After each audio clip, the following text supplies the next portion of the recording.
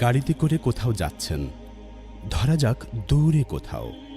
কোনো একটা স্টপেজে গাড়ি থামল। ২০ মিনিটের বিরতি দেওয়া হলো যাত্রীদের। বলা হলো এই নির্দিষ্ট সময়ের মধ্যে যার যা প্রয়োজন সেরে নিতে। কেউ গাড়ি থেকে নামল, কেউ নামল না। যারা নামেনি তারা গাড়ির মধ্যে মোবাইল হাতে ব্যস্ত, হয়তো ফেসবুক, নয়তো কোনো মুভি কিংবা নাটক অথবা কোনো গেমস খেলায় মজে আছে। যারা নেমে পড়েছে তাদের কেউ ফ্রেশ হয়ে চা খাচ্ছে, কেউ কফি, কেউ বা ভারী নাস্তা খাবার। ধরা যাক ঘড়িতে সময় তখন ৯:৩০ অথবা ১০টার কাছাকাছি। কুয়াশার আবরণ ভেদ করে নরম সূর্যের আলো গায়ে এসে লাগছে।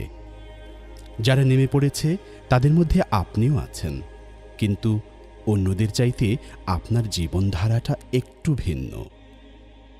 ঘড়ি দেখে বুঝলেন সালাতুদ্দোহা, যাকে চাশতের সালাতও বলা হয়, আদায়ের যথেষ্ট সময় মজুদ আছে এখনো। আপনি তাই কোনো কিছু না ভেবে অজু করে হোটেল সংলগ্ন মসজিদ বা প্রেয়ার হলে দাঁড়িয়ে ২ রাকাত সালাতুদ্দোহা পড়ে ফেললেন। ২০ মিনিটের লম্বা বিরতি, হাতে আরও ১০ মিনিট বাকি আছে। এই ১০ মিনিটে আপনি আর কি কি করতে পারতেন? অন্যরা যা করেছে, ইচ্ছে হলে চা খেতে পারতেন বা কফি অথবা কোনো নাস্তা। এরপর আবার গাড়িতে। গাড়ি চলতে শুরু করেছে। সবাই যা যা করেছে আপনিও তাই করলেন। গাড়ি থেকে নামলেন, ফ্রেশ হলেন, চা নাস্তা খেলেন ইত্যাদি। কিন্তু একটা জায়গায় আপনি ভীষণ আলাদা হয়ে গেলেন সবার চেয়ে। সেটা হলো এই দলটাতে আপনি একমাত্র যে আজ গুরুত্বপূর্ণ নফল সালাতুদ্দোহা আদায় করেছেন, যদি না দলটার কেউ বাসা থেকে আদায় করে না আসে। সালাতুদ্দোহা এমন একটা মর্যাদাপূর্ণ নফল সালাত যা তাহাজ্জুদ সালাতের পরে সবচাইতে ফজিলতপূর্ণ।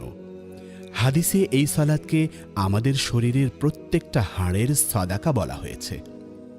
কোনো এক সালাফ বলেছেন, বান্দাদের মধ্যে যারা তাওবায় বেশি অগ্রসর তারাই সালাতুদ্দোহা আদায়ে বেশি তৎপর।